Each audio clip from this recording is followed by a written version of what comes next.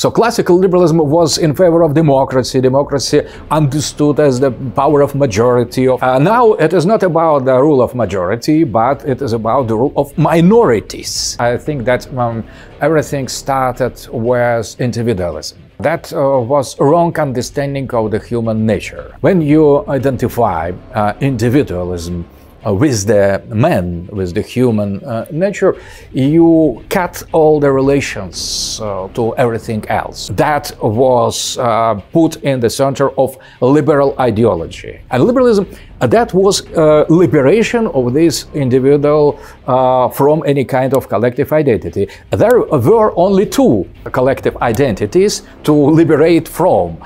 Gender identity, because it is collective identity. You are man or woman collectively, so you could not be alone. Liberation from gender, and that has led to transgenders, to LGBT, and new form of sexual individualism. So sex is something optional. And the last step that is not yet totally made is liberation from human identity, humanity optional. So you can choose your individual identity to be human, not to be human. So we arrive to the historical terminal station. Finally, family is destroyed in favor of this individualism. And the last things, the sex that is already almost overcome, sex optional, and in gender politics, there is only one step to arrive to the end of this process of liberation, of liberalism.